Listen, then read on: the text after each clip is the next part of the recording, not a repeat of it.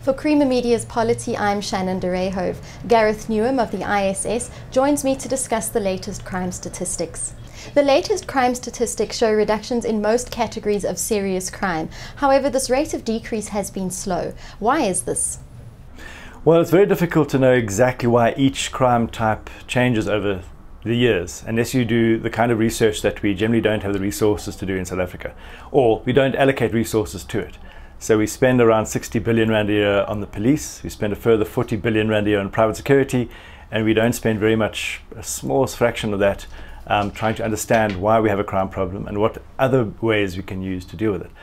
So we look at each crime rate, and all we know is that it's overall at the national level going down. That rate is slowing, but it's a trend that's been happening for the last 10 years. So since 2002 and 2003, when crime peaked in South Africa, total crime levels have fallen by about 25%. But murder, on the other hand, has been reducing almost consistently since 1994 and is now 54% lower than it was in 1994. Why that's happening changes for different reasons in different places and over time. So for instance, the initial reductions in murder in the late 90s or mid to late 90s was because of democracy being consolidated, less political violence. From about 2000 to about 2007-8, increased gun legislation, firearm legislation that removed a lot of firearms from the population. Because people were only allowed to have one firearm, they could only lose one firearm in a robbery. That meant that it was more difficult for criminals to get hold of firearms. And for instance, the Medical Research Centre produced research that showed that firearm-related deaths went down dramatically, while blunt force trauma and stabbing incidents remained relatively constant. So we know that firearm legislation played a big role in reducing the murder for most of the 2000 period. But then at the same time, you've got other big social factors like the increase in welfare grants.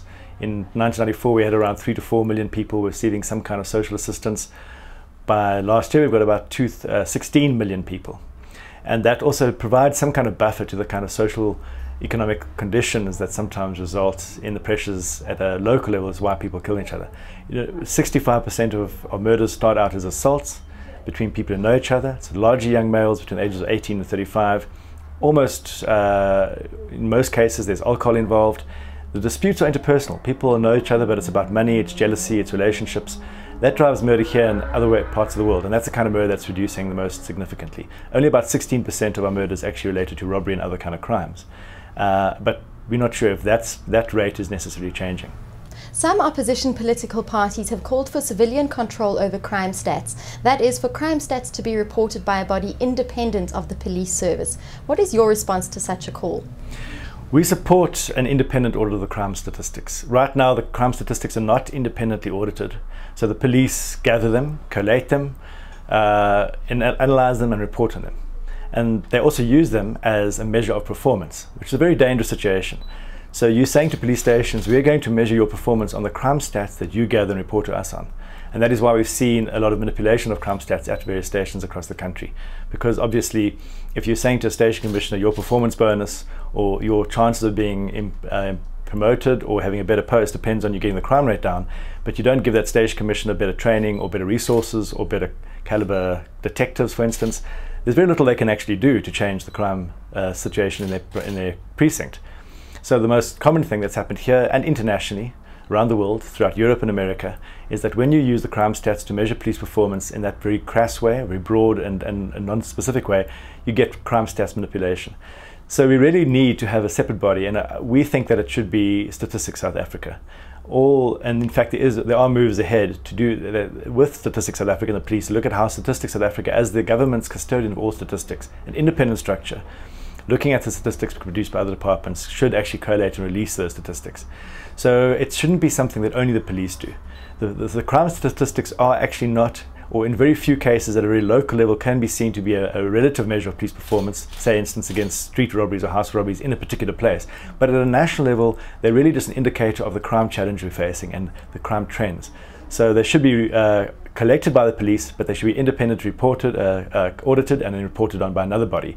And government should see the crime stats as a challenge for the whole government, not just the police. For murder and rape and assault, there's a lot more that social workers can do with young kids to have sustainable violence reduction. There's a lot more that the education and health departments can be doing. Local government has an important role to play, and those components of government don't see their work as reducing crime, and that's part of our problem.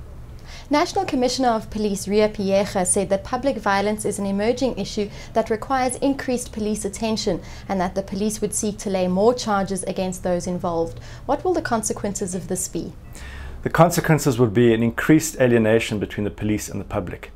The reason why there's public violence, which has literally exploded in South Africa since 2008. In 2008, Municipal IQ, a local government monitoring agency, recorded 27 instances of violent protests against local governments, municipal governments.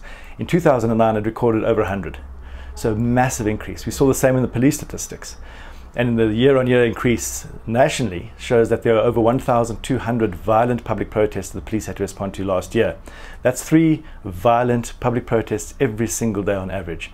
The research into public violence in South Africa shows that in most cases its communities have become increasingly frustrated after trying to engage with the local government structure about sanitation, housing, water, education, you name it.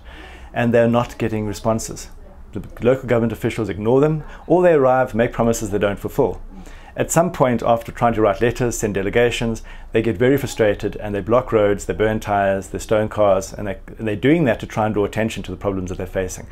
The reason, therefore, for public violence in South Africa is local government failure to deliver services.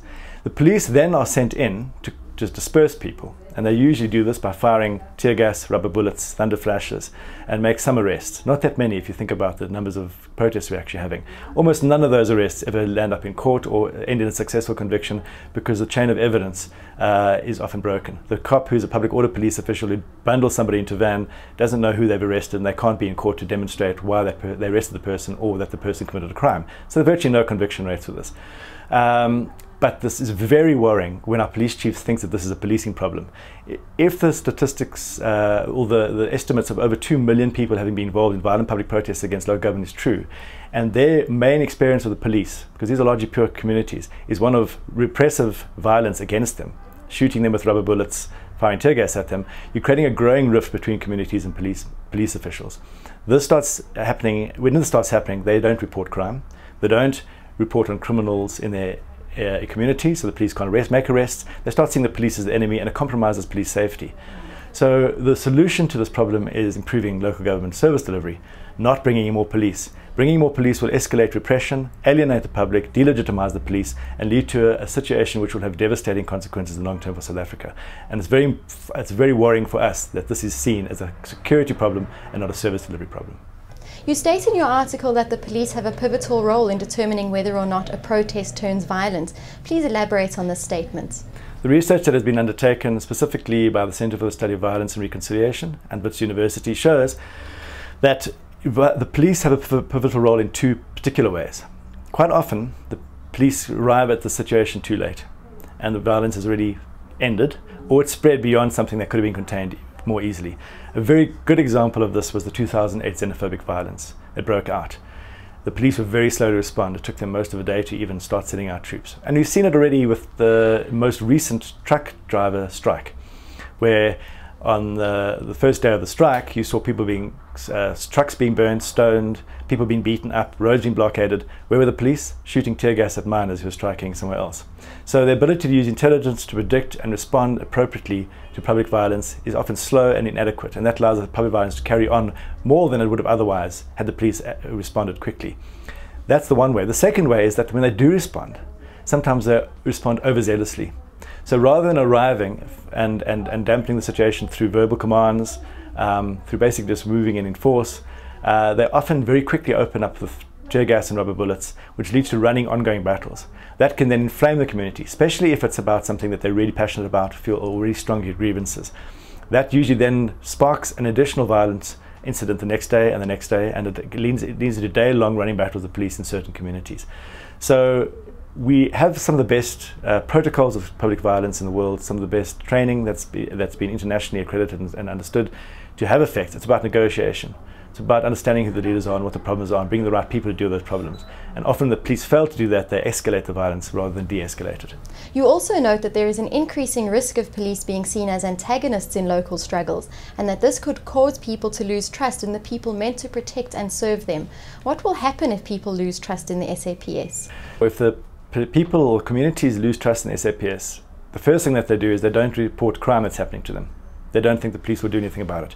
So you don't have crime being reported, you don't know what the crime problem is.